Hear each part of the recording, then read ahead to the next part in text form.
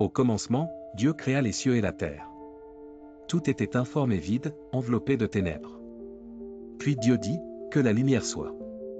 Et la lumière apparut. Il sépara la lumière des ténèbres, appelant la lumière jour et les ténèbres nuit. Ainsi s'acheva le premier jour. Le deuxième jour, Dieu sépara les eaux, créant le firmament, appelé ciel. Il organisa les eaux supérieures et inférieures, établissant un ordre parfait. Ce fut le deuxième jour de son œuvre créative, révélant sa puissance et sa souveraineté sur toute la création. Le troisième jour, Dieu rassembla les eaux sous le ciel en un seul lieu, formant les mers, et fit apparaître la terre sèche. Il ordonna à la terre de produire des plantes, des arbres fruitiers et de la végétation. Tout poussait selon son espèce, remplissant la terre de vie et de beauté. Le quatrième jour, Dieu créa les luminaires pour régir le jour et la nuit. Le soleil pour éclairer le jour, la lune pour illuminer la nuit et les étoiles pour briller dans les cieux. Ainsi, il établit les cycles du temps, marquant les jours, les saisons et les années pour toute la création. Le cinquième jour, Dieu remplit les eaux de créatures marines et les cieux d'oiseaux. Il bénit ses créations en disant, « Soyez féconds, multipliez-vous et remplissez les eaux des mers, et que les oiseaux se multiplient sur la terre. » Ainsi, le monde s'anima de mouvements et de sons. Le sixième jour, Dieu créa les animaux terrestres, grands et petits, chacun selon son espèce.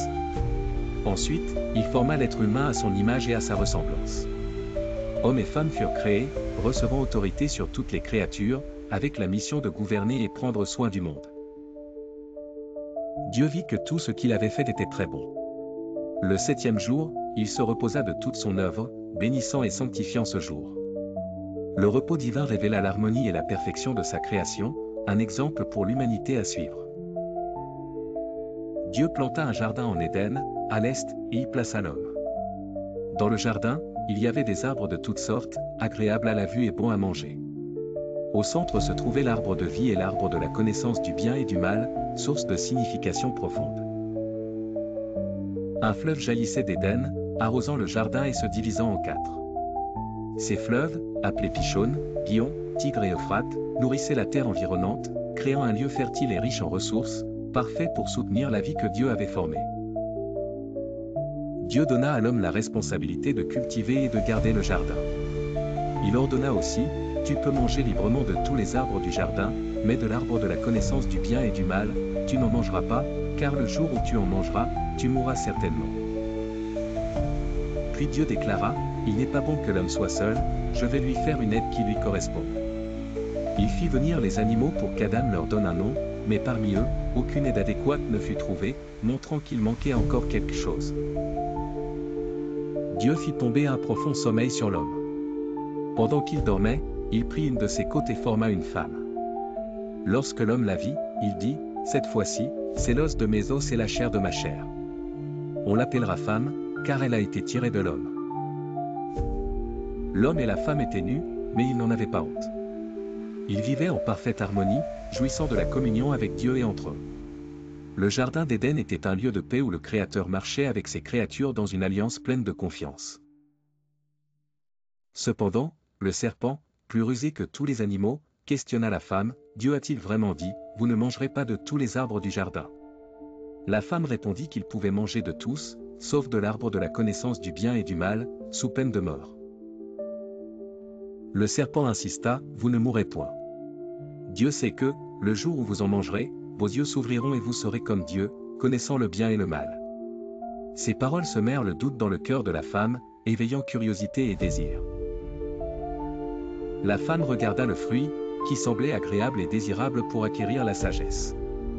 Elle en prit, en mangea et en donna à son mari, qui en mangea également. Aussitôt, leurs yeux s'ouvrirent, et ils réalisèrent qu'ils étaient nus, cousant des feuilles pour se couvrir. En entendant la voix de Dieu dans le jardin, Adam et sa femme se cachèrent parmi les arbres.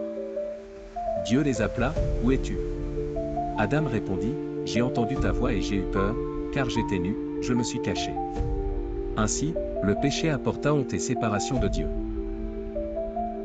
Dieu demanda, « Qui t'a montré que tu étais nu? As-tu mangé de l'arbre dont je t'avais interdit de manger ?» Adam accusa la femme, et la femme accusa le serpent. L'harmonie de l'Éden fut brisée, laissant place à la culpabilité et au conflit entre les êtres créés. Dieu dit au serpent, « Parce que tu as fait cela, tu seras maudit entre tous les animaux. Tu ramperas et tu mangeras de la poussière tous les jours de ta vie. J'établirai une inimitié entre toi et la femme, entre ta descendance et la sienne, elle t'écrasera la tête. » À la femme, Dieu dit, « Je multiplierai grandement la douleur de tes grossesses, c'est avec douleur que tu enfanteras des enfants. Ton désir sera pour ton mari, et il dominera sur toi. » Ainsi, le péché apporta souffrance et déséquilibre dans les relations humaines. À Adam, Dieu dit, « Parce que tu as écouté la voix de ta femme et que tu as mangé de l'arbre interdit, le sol sera maudit à cause de toi. C'est avec peine que tu en tireras ta subsistance tous les jours de ta vie, il produira des épines et des chardons. » Dieu fit des vêtements de peau pour Adam et sa femme, couvrant leur nudité. Cet acte symbolisait la provision et la miséricorde, même au milieu du jugement. Bien qu'ils fussent expulsés de l'Éden, Dieu ne les abandonna pas, offrant un aperçu de sa grâce rédemptrice. Dieu dit, « L'homme est devenu comme l'un de nous, connaissant le bien et le mal. Maintenant, pour qu'il n'étende pas la main et ne prenne aussi de l'arbre de vie, vivant éternellement, il doit en être empêché. » Ainsi, l'accès à l'arbre de vie fut fermé par amour et justice. Dieu expulsa l'homme du jardin d'Éden et plaça des chérubins et une épée flamboyante à l'est, gardant le chemin vers l'arbre de vie. L'humanité perdit le paradis, mais l'histoire de la rédemption ne faisait que commencer. Adam et Ève affrontèrent la réalité d'un monde déchu. Le travail devint ardu et la souffrance inévitable. Cependant, même dans la douleur, la promesse d'un Rédempteur soutenait l'espoir, annonçant la restauration future de la création. L'histoire de la création et de la chute nous révèle la sainteté de Dieu et son intention originelle pour l'humanité, communion, harmonie et vie abondante. Malgré le péché, la promesse de restauration montre que Dieu n'a jamais abandonné sa création. Adam et Ève expérimentèrent les conséquences du péché, mais virent aussi les premiers actes de grâce divine. Dieu apporta non seulement la justice, mais aussi une préparation au chemin de la rédemption, démontrant son amour éternel et immuable. L'histoire de la Genèse nous enseigne que chaque choix a des conséquences. Adam et Ève ont choisi de désobéir, et cela a apporté la mort. Cependant, la promesse d'une descendance victorieuse montra que Dieu était prêt à restaurer la relation brisée. La création de Dieu était bonne, parfaite et conçue pour refléter sa gloire. La chute apporta le désordre, mais la promesse de rédemption par le Christ pointe vers un nouveau ciel et une nouvelle terre, où la communion entre Dieu et l'homme sera pleinement restaurée. Aujourd'hui, cette histoire nous appelle à reconnaître notre besoin de Dieu. Elle nous montre que même lorsque nous tombons, sa grâce est suffisante. En Jésus-Christ, nous trouvons l'espoir et la vie, réparant ce qui a été brisé par le péché dans le jardin d'Éden. L'histoire d'Adam et Ève nous rappelle que l'amour de Dieu transcende le péché. Elle nous invite à marcher avec lui, à chercher sa sagesse et à espérer la restauration complète de sa création, où nous vivrons éternellement en sa présence, dans une joie parfaite. Et voilà, c'est la fin de cette vidéo. Si elle vous a plu, laissez un like, partagez-la et dites-nous votre avis en commentaire. N'oubliez pas de vous abonner et d'activer la cloche pour ne pas manquer les prochains contenus. Merci de nous avoir suivis, et à très bientôt.